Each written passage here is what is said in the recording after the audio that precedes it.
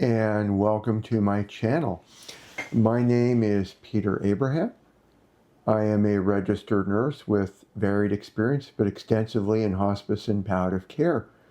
I'm currently on my journey to become an end-of-life doula, and from a point of view, I've been doing this for some time, so it's mainly the route of certification through the International Doula Life Movement, IDLM, that I strongly recommend and endorse. In this channel, we talk about issues relating to death and dying, hospice and palliative care, tips for hospice nurses, tips for end-of-life doulas, tips for discussions about holistic nursing. Sometimes there's updates on the vegetable garden that I was sharing with my wife. Gets more views than these types of discussions. And so there'll be more of those videos to come, but the primary reason for this channel is just to bring more awareness to the importance of discussing death and dying, and that it's natural, that it comes to all of us, that we cannot avoid it. So today's topic is going to be discussing book number 5 of the Bridges to Eternity book series, that's specifically written with end-of-life doulas in mind, but also covers any type of end-of-life professional, whether it be a hospice nurse, a palliative care nurse, a social worker, or a chaplain.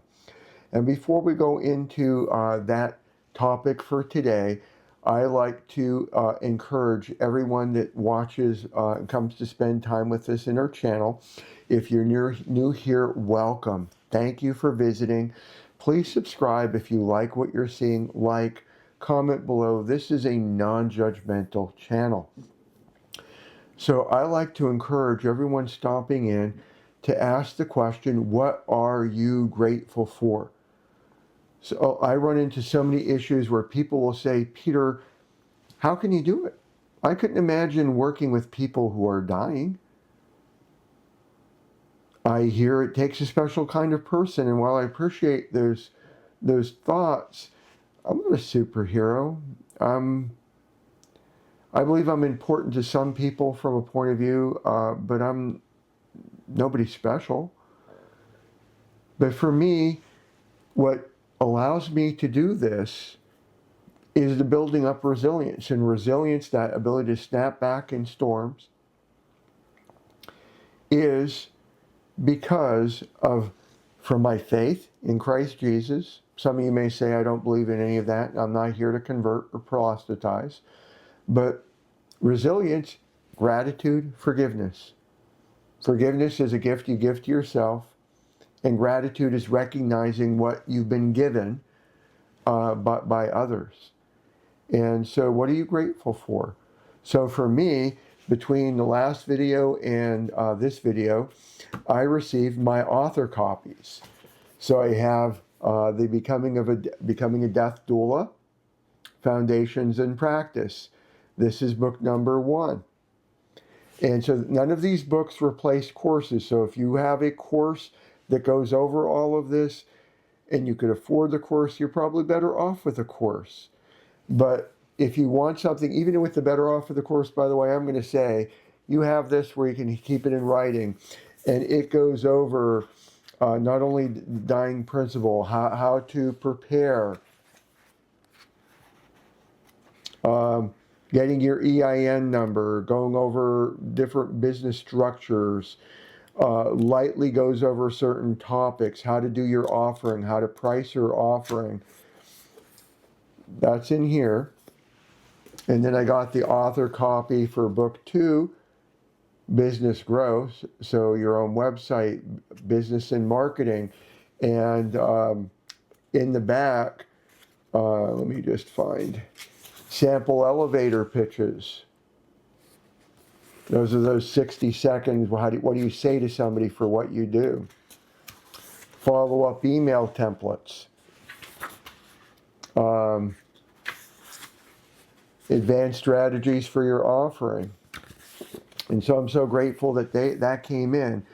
This is not a direct part of the series. It's a compilation, but this is both book 1 and 2. The previous 2 books, 6x9 format.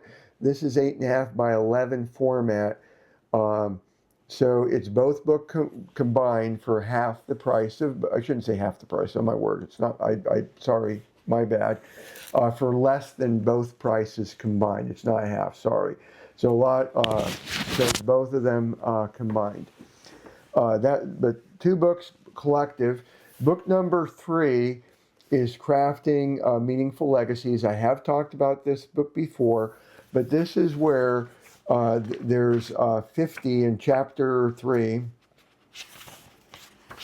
Yes, I should have bookmarked these pages. Okay, chapter 3. So 50 legacy project ideas, chapter 3. And then starting in chapter 4. Sorry, chapter 3 is the longest chapter. And by the way, when I get into, like, this is a project idea 34, sorry, as I try to locate where the camera is, personalized children books. You have a SMART goal, you have a budget range, you have materials needed, you have sourcing, you have implementation tips, platform selection on the other side, production process, case studies for giving you examples of how this is used. But again, chapter 3 is the biggest chapter. Let me just see where, oh my word.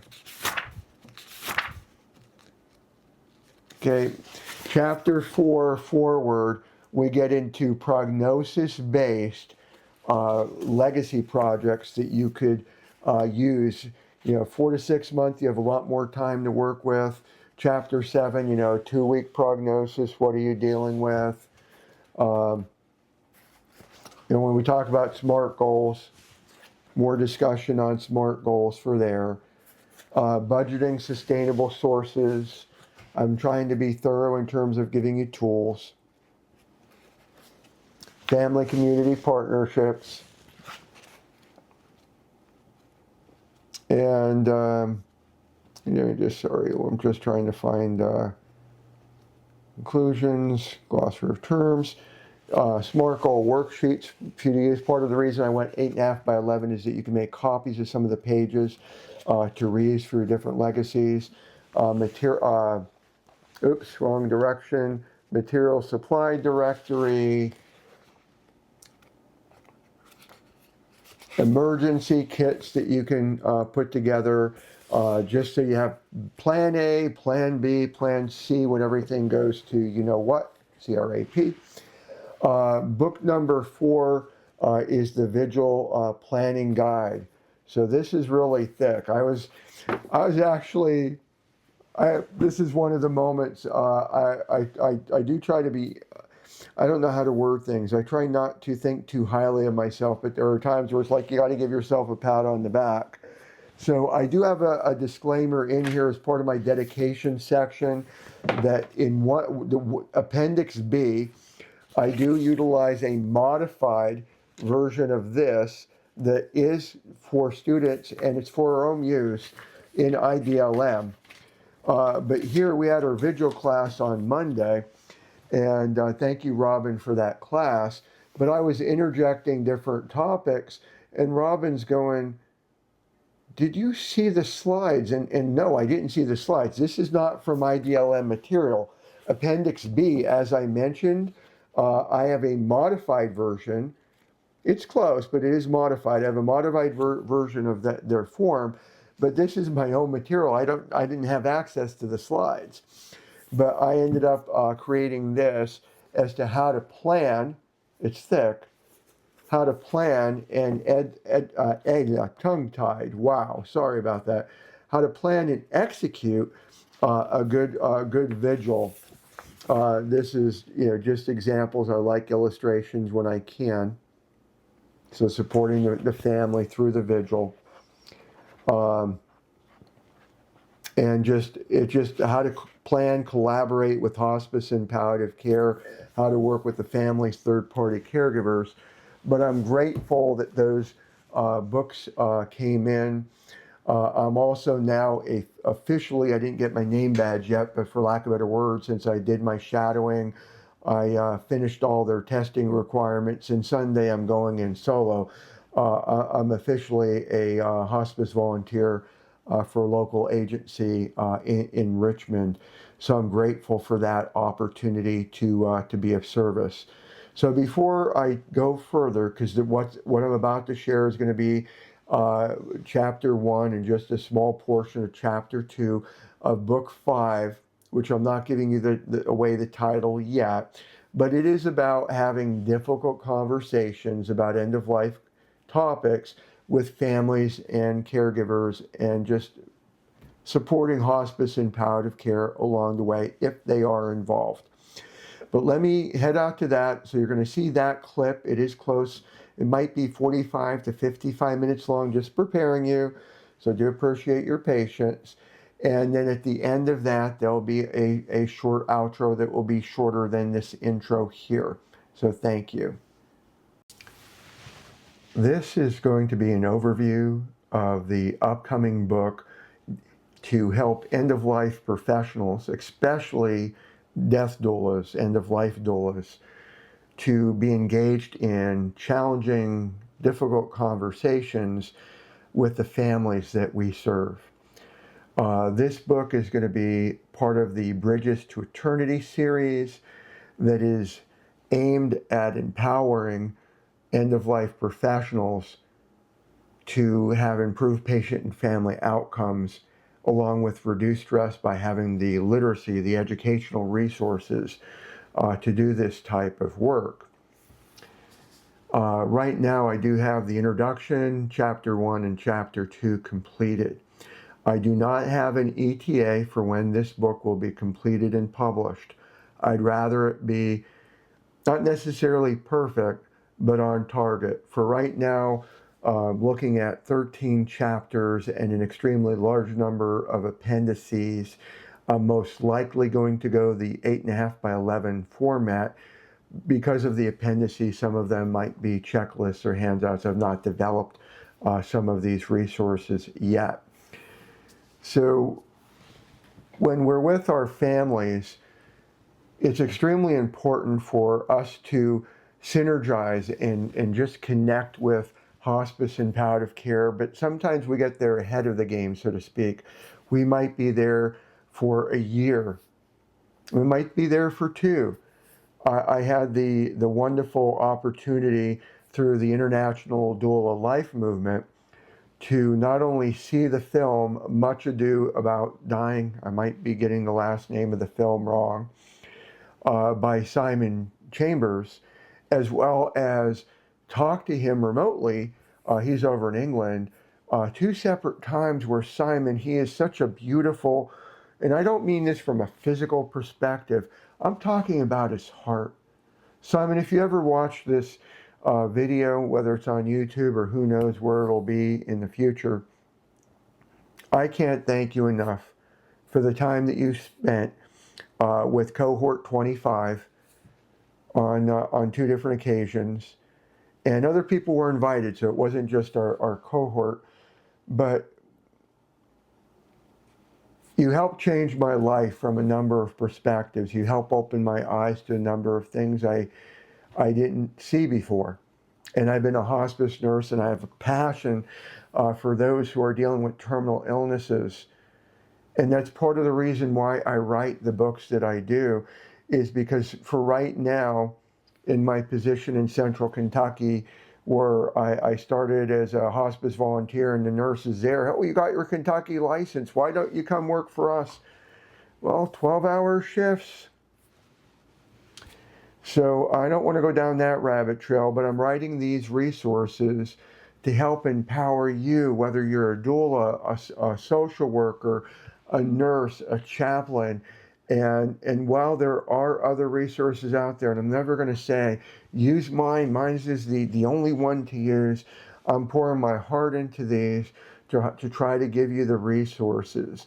And when we're with families, there are going to be challenging situations. Our class yesterday evening, now this is being filmed in early June of 2025, we had a class discussing voluntarily stopping to eat and to drink. And I do have a book on that, Dignity in Dying. And let me pause me one moment here with the screen controls. Okay, I can't see where it's giving me the controls.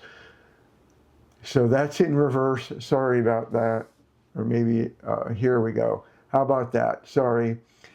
Didn't know where to look for to change the screen. But Dying with Dignity, that deals with voluntarily stopping to eat and to drink. And sometimes what goes with that, not always, but just a plug, is palliative sedation. Now, this does require doctor involvement. This does not require a doctor. The SED does not require a doctor. It helps, doesn't require. Palliative sedation requires. So let me just flip this again, because this is, just so you know, the picture back there is to my left. That's why I have the screen the way that I do. But the catch is, if I put material up in front of you, it'll be reversed. So sorry about that. But here, oh my word, sorry, hit the wrong book, page, button. So when we're with the families, we were talking yesterday, we were talking about VSED, we're talking about medical aid in dying, helping families write obituaries when we might be asked to speak at a eulogy or present the eulogy, write it. But we had a lot of healthy, meaningful, deep, non-judgmental conversation. I so much appreciate the International Doula Life Movement, Adams, Pamela Cotter, Robin ran yesterday's class, so thank you all. And our cohort, we just have, we don't always, I can't say I agree with some of the discussions, but from certain points of view, but wow, beautiful, loving. I couldn't have asked for better classmates, so I appreciate each, and if any of you watch, I appreciate all of you. And no, I'm not going to go over areas I disagree with, because I love you, and I'm not going to get into a fight. And this is not about I'm right and you're wrong. This is about I value the relationship more than what I have issues with, and they're my issues, not yours. So moving forward, we're going to be with families that are going through. It's not rosy roses and wine and cheese and crackers. It is hard out there. And I'm not going to recollect the different stories that I have dealing with rare cancer cases, young and old alike, where you walk in and you have one idea of what you're going to walk into, and it's not. So when we get there and we're with the families, I believe, this is me, you're going to do your practice as you do your practice, but I'm trying to provide the tools.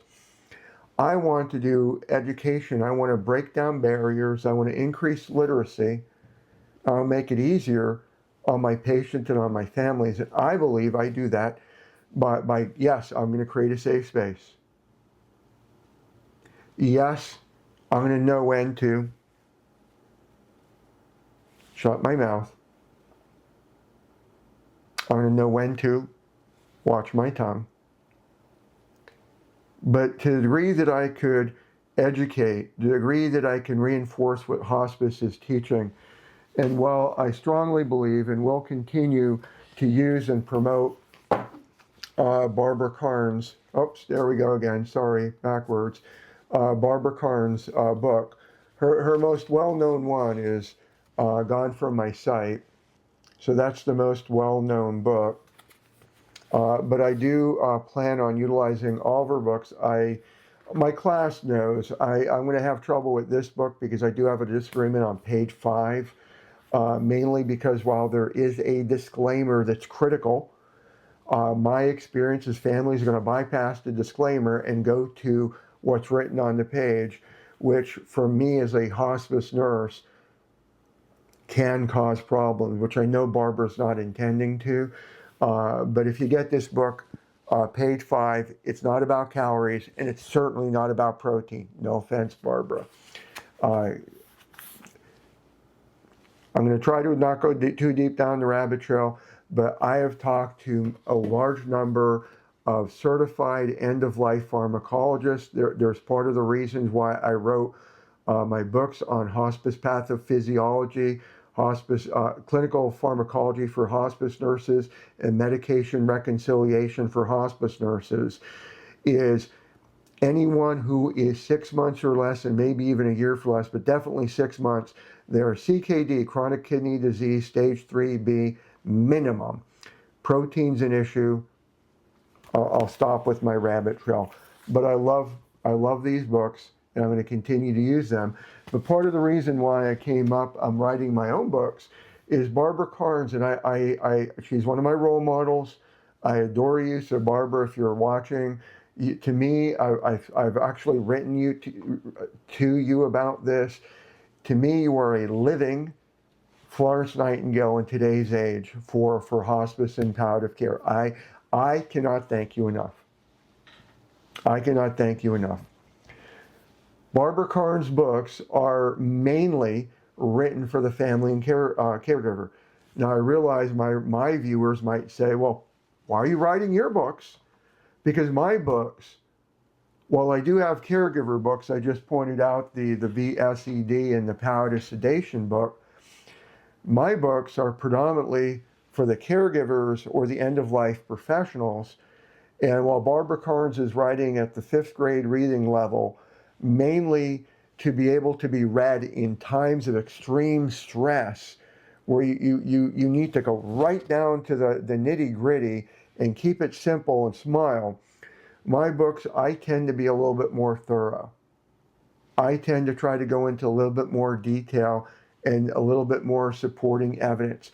Barbara's not wrong, I'm not right. My approach is to collaborate. My approach is, here's to add to what Barbara's saying. Here's to add to what else is out there. How can I boost? How can I help you bloom? So let's get into the book. I've written the introduction, which I'll take you through. I will be going through some of the pages at a faster pace. This is not necessarily to read it to you. You're capable of reading it, and don't take this the wrong way, it's not meant to be a free version of getting the book as I give different updates. This is a way that I make my living, just being transparent. So let me just get into chapter 1. Now, this is not the actual print. I have this zoomed in at 150% just to make it more presentable for you who are watching it on YouTube, regardless of whatever device that you're using. Just some housekeeping. If you see blue underlines, I have Grammarly Pro. I do not, and if you're a fellow author, I encourage you, when you have, whether Grammarly Pro or another tool, read what it wants to rewrite and ask yourself, does that still make sense? And is this the way that my readers, because even though I'm not writing at the 5th grade level, I'm trying to write around between the 8th and 10th grade reading level.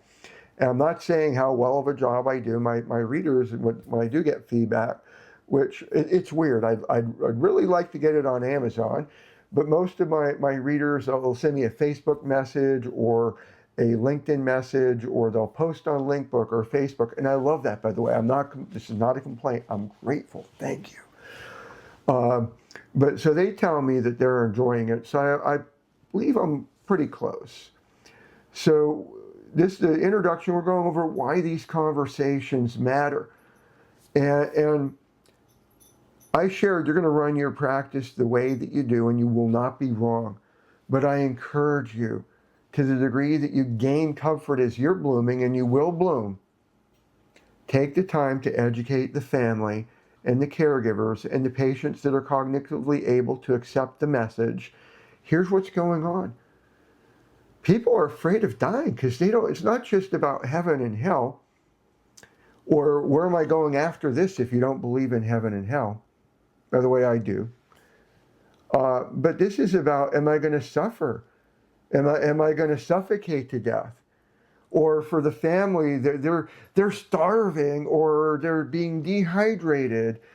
And so having these meaningful conversations are very critical. And so where possible, I do throw in some research. This whole piece is part of that 25% longer when we have these conversations.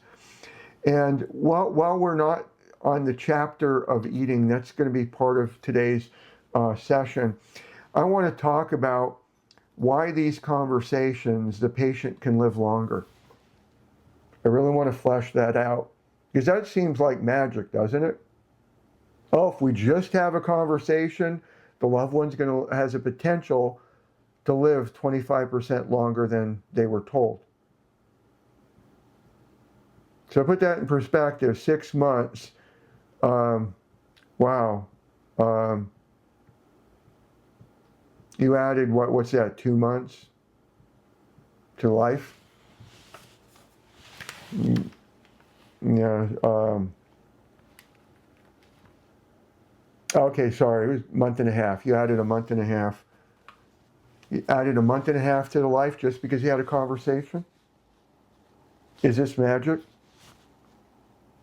This is not a trick question, but it isn't magic. But let me give you an example of a case that happened, and I forget whether this is 23 or early 2024. And this was not my patient, to be very clear, but it was a patient for one of my coworkers while at one of the hospice agencies that I worked at in York, Pennsylvania. And here, the daughter, and this is my understanding, the daughter did not receive proper education to not feed her loved one who was in the transitioning phase of dying. Now, I love all my viewers, so Robert, this might be you. Dying has 2 parts. The act of dying has 2 phases, 2 stages. You want to call them phases or stages? 2 parts. You have the transitioning phase, and you have the active dying phase. And TV shows they rarely get anything right. Please don't go by TV shows. So the transitioning phase is in and out of consciousness. This is where we might see what's called lethargy. Lethargy is that they are so tired beyond belief.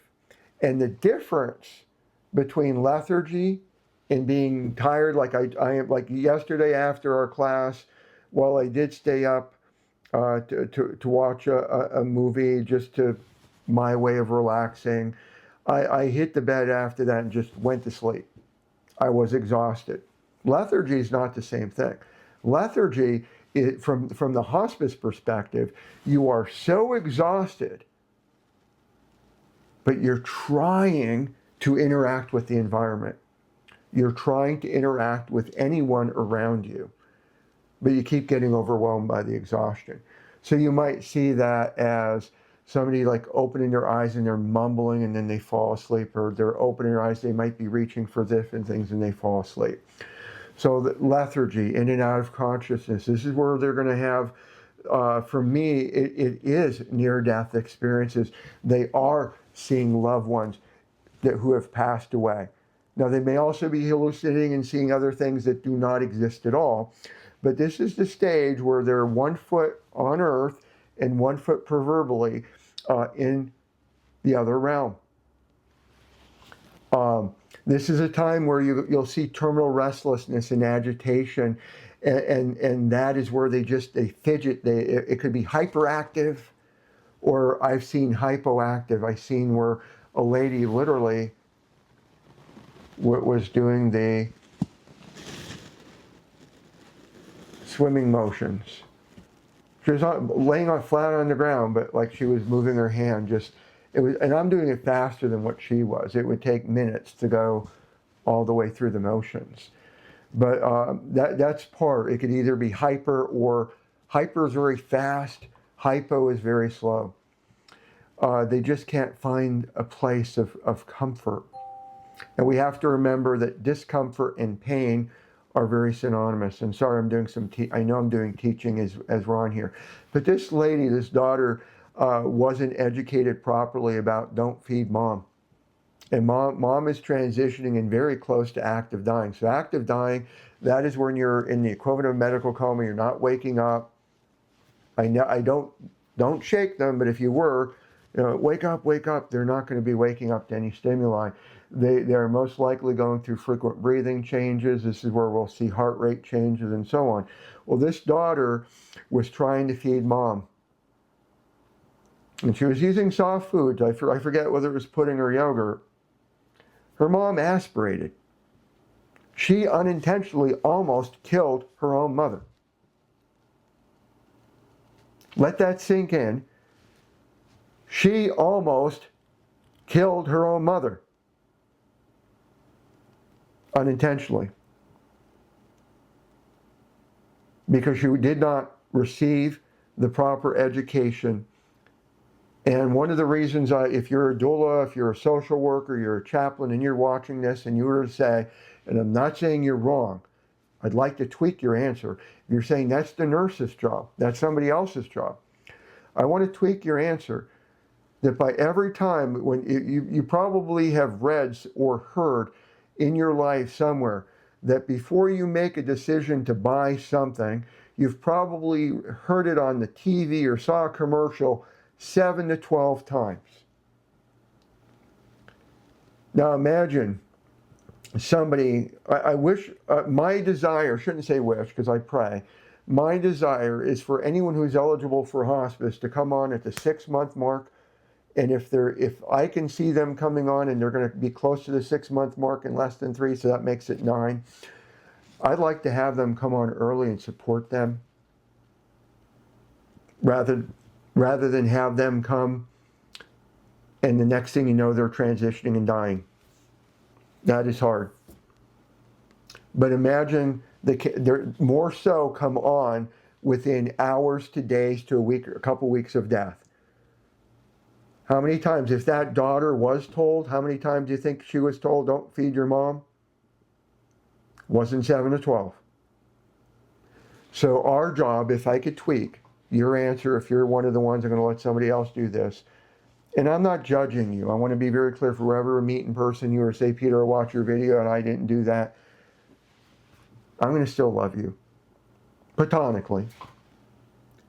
But I would encourage you to teach. And so, because if we give that education, they're going to do the right thing, they're going to live longer. They're going to be more comfortable. And I'm going to not pronounce this doctor's name, but he wrote, and he's part of my reference as being mortal. And so that's very important. So this goes over, who this book is for.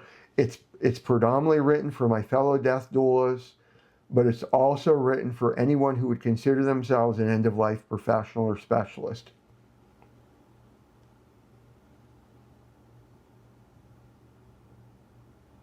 And I know I'm scrolling down through, but again, this is more just like an overview. And part of this is going to be, adapting. So if you're a social worker, you might use some of the conversations in here one way compared to a nurse, compared to an end-of-life doula. And I do encourage everyone, be a lifelong learner. I just turned 62, and I just love learning new things. To me, you're never too old. I went back to nursing school at the age of 50. And this is not about, look at you, Peter. Just if I can do it, you could do it. That's where I'm going.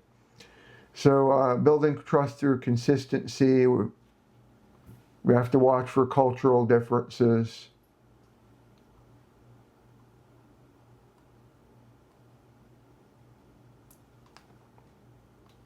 And I want to focus here. And as I share what I'm about to say, I know there are going to be those of you, and if not now, down the road, but Peter, there's such a thing as a therapeutic lie.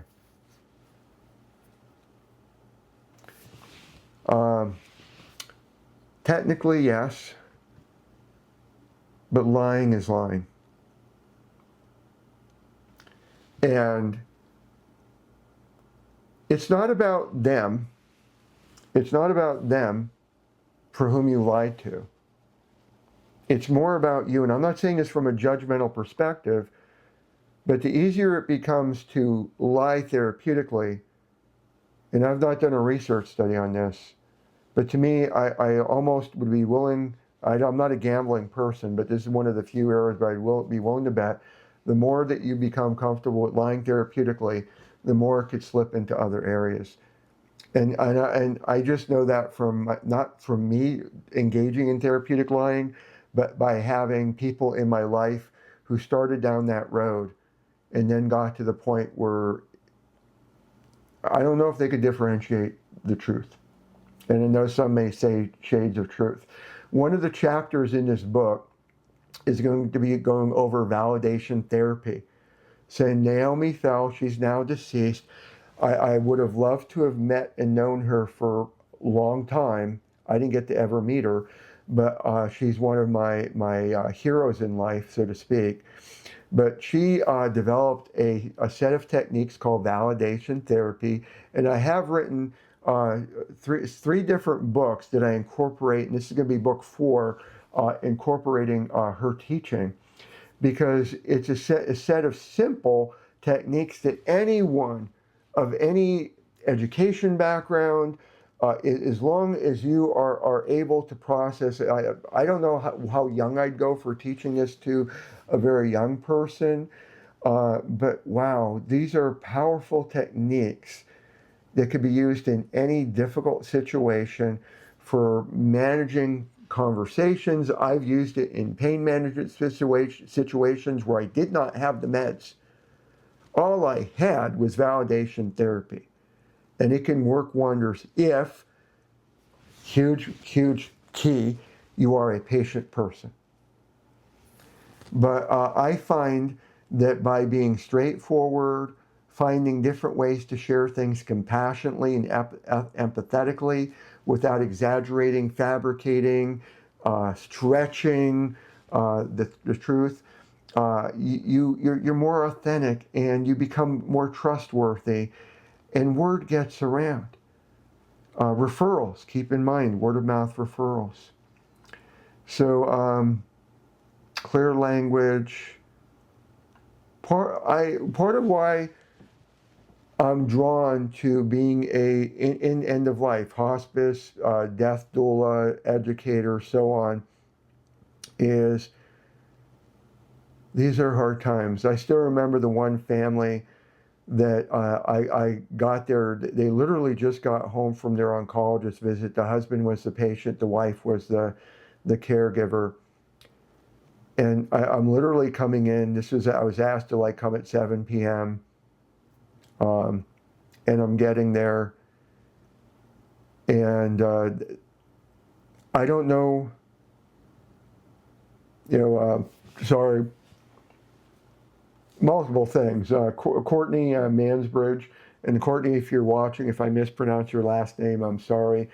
She's been so encouraging on Nurses for Change on LinkedIn. She's trying to encourage everyone who's neurodiverse. I am high-functioning autistic undiagnosed. She's very encouraging, just trying to find everyone who's neurodiverse to have their superpower. And I've never been able to understand my entire life why people around me, even complete strangers, will start sharing things with me that I wouldn't share.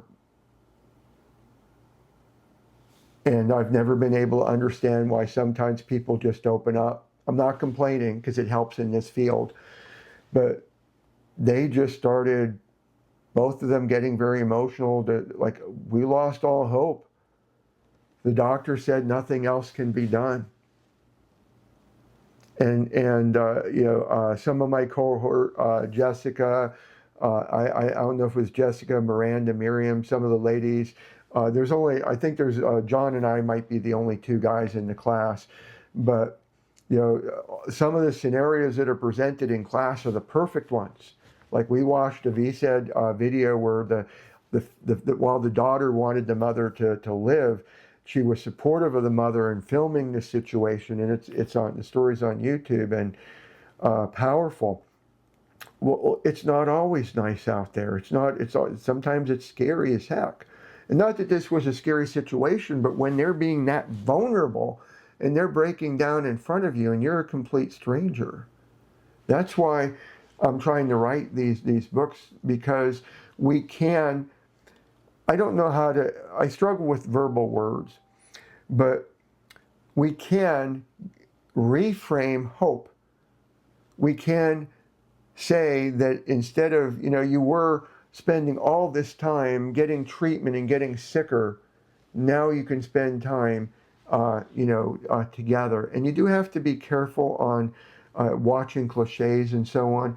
But I do believe that we have the ability to shine a light, to bring laughter in the appropriate way. I still remember the person who literally, the same week that he died, I did not kill him.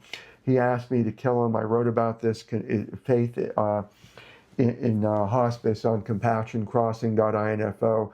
But like I didn't mean to have him laugh, but literally a couple hours before he died, I went and reminded him that he could die, but he wanted to watch the end of the game, and he broke out laughing. And I'm like, I wonder what the family's thinking. But we are there to lighten things up, to point that there's hope in this. So moving forward, chapter 1, this goes over the natural dying process. Now I do have a lot of books. Let me just go up here and switch this for a second. So this is part of the Bridges to Eternity series. None of my books replace courses. None of my books replace a single course. But if somebody wants to become a death doula and they can't afford, and I do believe IDLM is very affordable, what route do I take? So this is Foundations of Practice. There's Business Growth and so on. This is the combined 8.5 by 11 book. That's the 2 books in one. But getting back to the death and dying, I go over differently in this book. That's chapter 3 in that book. But I try to present things just a little bit differently, because the idea here is that you're going to be having a conversation with it.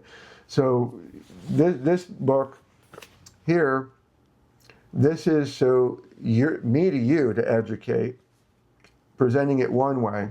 Let me flip that around. In this is to help you present it to the family. And that's not to say that you couldn't use the Becoming a Death Doula book, chapter 3, to do the same thing. But there's more in here than the Becoming a Death Doula doesn't cover every single conversation. And not that it covers the dying conversation, and I'm going to mumble, so sorry about that. So helping them understand the timeline. So I mentioned when we first started that you have the potential to be with somebody for longer than 6 months.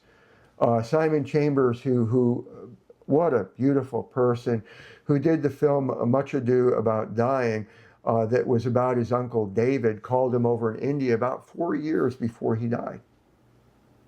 So yes, you could be with somebody, it might not be 4, but you could be somebody with for some time. But the reason that I start looking at this from the 6-month window is this is the easiest, and when I say easy, only God is God, and I'm not trying to preach to you. If you're an atheist, I'm not trying to get you to believe in God. I do. I don't want to argue. But even though I've had patients and I shouldn't say have it, oh my, that was a faux pas. I've had families tell me I was accurate within hours of when the person would die. I've also had families get upset with me. Why didn't I tell them that when they were going to die? Because they didn't present a clue that it was going to be that close. But hospice providers, we do our best to give a clinical judgment, the nurse, the doctor. That's all it is. It's based on art plus science.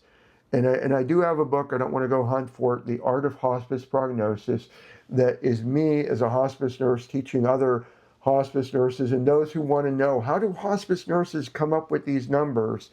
It's The Art of Hospice Prognosis is the title of the book by Peter Abraham. But it's an estimate. So the easiest is when they're 6 months. The most accurate is when we get closer to the like a month or less. But I've gotten to the point where even remotely, I helped a lady in India, and I was able to remotely estimate her death. She had about a year and a half, and I was close to the mark, which shocked me, by the way, because I wasn't trying to be that close. But I couldn't go out 4 years. I wouldn't try. So we want to be careful for building trust. This isn't a matter of like how often Peter could be right or anyone else could be right. It's not about keeping score. So how do we explain things to the family? And so this goes into why the body needs less. The increased sleeping, if they're increased sleeping, they're not going to be eating as much. So how do we address that? How do we educate that? How do we address family concerns?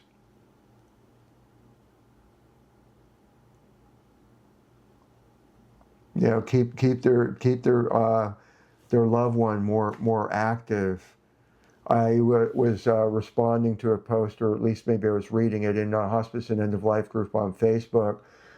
You know, the family was saying, why can't you take, you know, dad to PT and become stronger?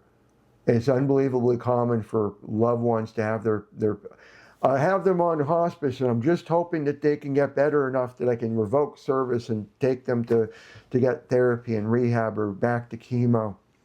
And sometimes that happens, but it's unbelievably rare. So, you know, how do we explain this to the family? What are we emphasizing?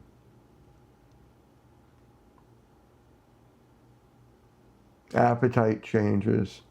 And I know I'm scrolling a little bit faster, but I do want to get to the second chapter. This, again, is just an overview. But as I'm going through this, I'm trying to hit the bullet areas from my years of experience and building from that of others as to what the concerns are, because sometimes the concerns are spiritual. You know, they're sleeping so much they can't go to church, and not saying you have to go to a building to be involved, or what they can't, you know, finish their business. And that's when we talk about unfinished business, there could probably be a small pamphlet to a small guide on unfinished business, asking for forgiveness, reconnecting, or at least trying to deal with estranged family members and so on. Looking about weeks before death, going over the fluid intake. As an FYI, and I could talk about breathing changes ad nauseum. Hospice, I'm trying to think of the best way to say this. Hospice is not about numbers. Hospice is not about lab values. Hospice is not about tests.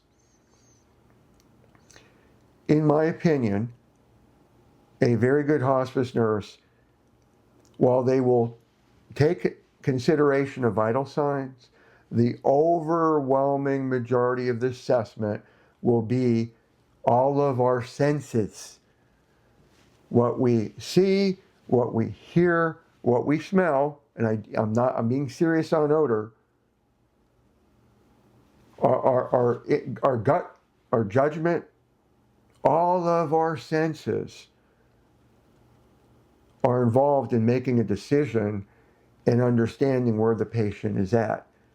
The vital signs tell us so little. Breathing changes is the most obvious visual and auditory sign that we could have. I still remember I was assigned the patient after they came home from the nursing home. I was seeing the patient and the family for the first time. They literally just got delivered, so to speak, from the nursing home. I arrived maybe a half hour after they got there, maybe an hour. And the family asked me to come sit with them after I did my physical assessment with the patient. The patient was in a room connecting to the kitchen table, so I'm sitting with them. And so just like I'm facing the camera now, the patient was to my right. So the patient was to my right. And as I'm talking and going over the medications and what's working and what's not working and how was their experience at this nursing home, and just even if I've not done the admission, if I'm seeing the person for the first time, unless I'm walking into a crisis, so I make this very clear, crisis, you deal with the crisis. Non-crisis, my first time seeing the patient, in addition to doing all my assessment, vitals, blah, blah, blah, I am going to have a serious, polite, professional, empathetic, compassionate discussion with the primary caregivers and family members. I am going to do an interview. Professor O'Neill, if you ever watched this, your assessment class in nursing school was golden. I am going to be doing an interview with that family.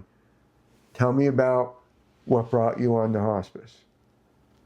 And it's an FYI, yes, I told the previous hospice nurse, shouldn't that be in your notes? And I'll do as compassionately as possible. I'm going to be the primary person coming to see. I've read the notes. I don't know if they captured everything. I want to hear it straight from you. I want to give your loved one the best possible care I can. And even though from a point of view, I got a number of patients to see, you matter so much, your loved one matters so much. This foundational interview is going to help me give the best service I can for you and your loved one. And so I'll go over what brought them to hospice. I'll go over, and I'm not going to go over the whole interview now. That's its whole own story.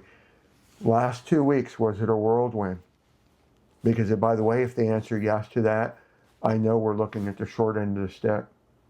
I know they probably don't have long to live. If it was a whirlwind and they feel like they got whiplash, I'm going to ask some other questions, which I'm not going to go into now. But my gut is going to be on, I think we're on the 2 week or less mark. I'm going to go over what the last 4 and so on. But as I'm going over all this and the meds, and they brought the meds from the hospital, I'm recording everything and trying to match it up to the hospice more. I'm listening. And I'm hearing alternated patterns, labored breathing, normal breathing, shallow breathing, and every now, like I'd be looking over. And I want to be crystal clear, I am not counting. And the reason I'm being crystal clear that I'm not counting is counting is a number. We don't treat numbers. And I'm not saying numbers don't matter. For any of you watching who are a nurse or you've been in it long enough, you could probably look at somebody and say that's about 25 breaths a minute, or they're probably 28, or they're probably 32, and you didn't count. And you're probably right. You gain enough experience that you can look over and just see and ballpark approximately. And I do count when I need to.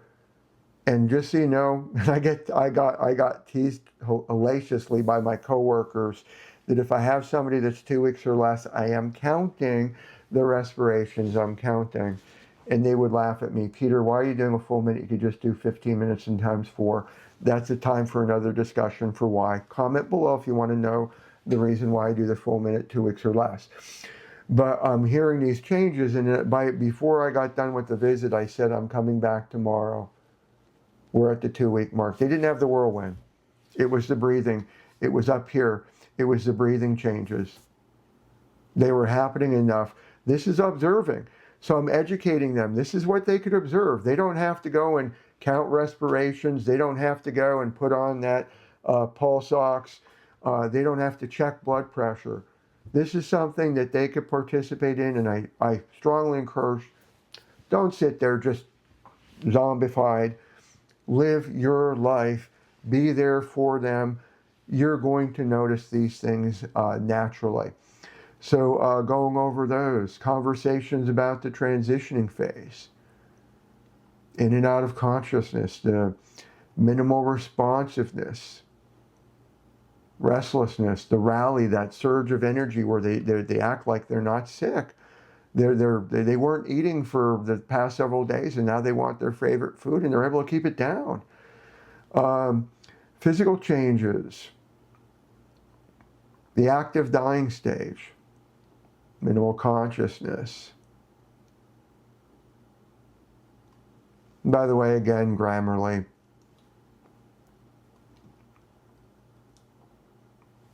I cannot stress enough. That's why some of the information will be repeated in different chapters, writing it a different way as best I can. Families often come back to the eating and the drinking, back to the breathing patterns, preparing for them for near death.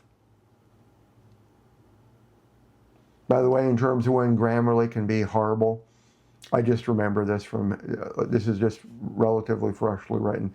So changes in circulation. So we're talking about your heart beating and the blood getting to where it needs to go, right? Circulation of the blood.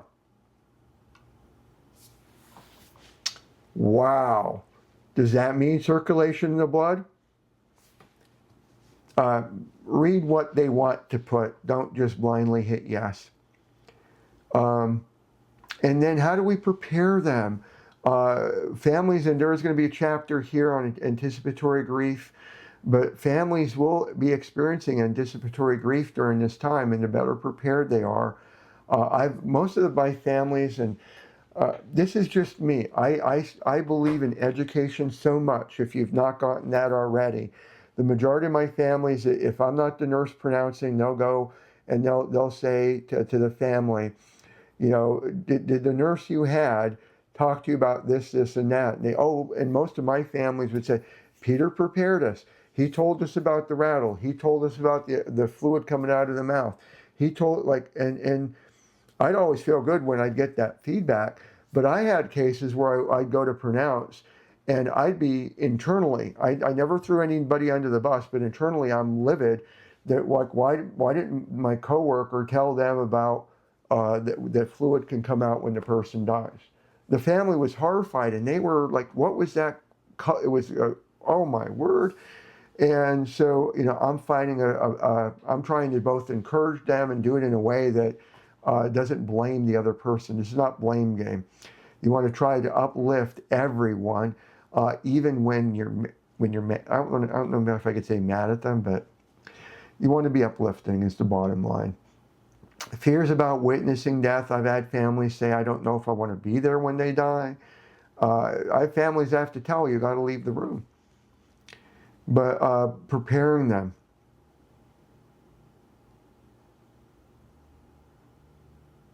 To language guidance. And then, just as I had learning objectives, key terms, there's going to be a conclusion for each chapter, what we mastered. There's going to be reflection questions. And when we get into chapter 2, I'm not going to go over because I'm trying to keep cognizant of your time watching. I'm thankful that you're watching. But this is, chapter 2 is nutrition. Chapter 3 is hydration. That's where we get the families. Well, what about IV fluids? Nutrition is what about a feeding tube? These are going to be the most common of all the difficult conversations. There's going to be a chapter on how to tell the family when they should go to palliative care. So you talk about somebody that's 4 years out, they're not eligible for hospice, but palliative care, which is comfort care, but no prognosis requirements. Palliative care is comfort care. So if they're receiving treatment, or maybe they're just not receiving treatment but having horrible symptoms, but they don't have a terminal prognosis, they can receive palliative care if it's available in their area. I can't guarantee access worldwide. It's not me that's delivering it. So, but there's going to be a chapter on palliative care. There's going to be a chapter on, you know, discussing hospice care. So some of my readers, as well as Amazon, call what I write guides, because they tend to be anywhere from 7 chapters is extremely rare, but 10 to 12, this is an odd 13 chapter book, because most of them are slightly less. But it's very important that we have these conversations, and that's where I'm going to kind of end here. Now, I don't know, for those of you who are interested, if you want to see further updates, hey, Peter, I'd like to see the rest of chapter 2. I'd like to see chapter 3 when you write it. I'm trying to be cognizant of the time. This evening, IDLM, we are actually having a virtual death over dinner, up to 3 hour, lively. I'm hoping for discussion just to help. This is natural of what we're going through. And the more comfortable we are talking about death and dying, the easier it is to help our families and the primary caregivers. And the reason that I word it that way for you is sometimes the family's the primary caregivers, but sometimes they're hired somebody. And when you go in there, I want to encourage you. It will not be uncommon for you to go in there and there's going to be somebody from an agency or somebody else. And I don't know of a way to present this because I don't want to scoot too far back, but they're going to have their phone out and their face is going to be in front of the phone and they're going to let you do your thing and they're not going to be watching you. They're not being mean to you. They're going to be ignoring you and doing their own thing. Or maybe you come in and it's their time to take a break or eat. They are allowed. Please take the opportunity to talk with them, because when the patient dies, I like using the term loved one because they were loved by many people. They were loved by their family, and some of you might be arguing, please, I don't mind if you have a debate. What if they're estranged? What if everybody hates them? Somebody loves them. I go by the positive. Somebody loves them. Their family loves them. The caregiver loves them. You're there whether you're paid or not. You're gonna love them platonically, and you're gonna care about them, and they're gonna go through grief too. And they deserve education. They deserve, to me, if you incorporate them into this big family. I'm not talking kumbaya. I'm not a fan of that word, but if you incorporate them into the family and you help share with them, what are you doing there? Where's the patient at? Are you aware that they're at this stage and this is what the care plan is overall? I'm not talking about your doula care plan that you keep to yourself and that you just keep track of. I'm talking about the overall plan of care to have everybody on the same page. Because what you are doing is not only you're ensuring that that loved one has a good death, but you're all word of mouth referrals.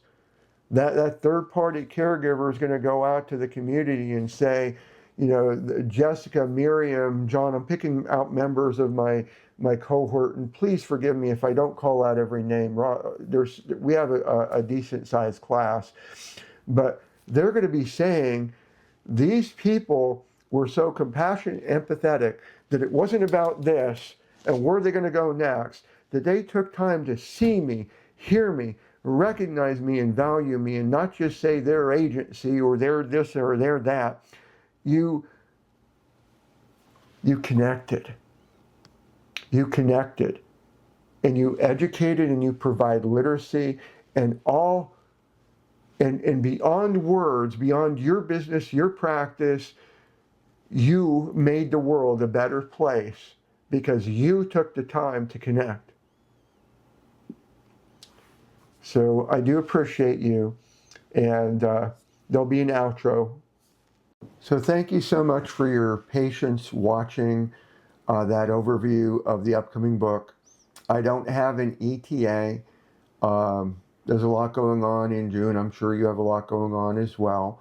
So maybe this will be published this month or next. I'm hoping no later than July. It's 13 chapters, lots of appendices. And as I shared in the overview, my goal is to be a resource for you who are in end-of-life practice. I don't know it all, but I love helping people. If you have questions, maybe you have a concern. Maybe you see something and it just doesn't make sense and you want to challenge. I'm not offended easily. Comment below, non-judgmental channel. I don't want to take too much more of your time. This has been a very long video. Thank you for watching, for your support. Take care, and God bless.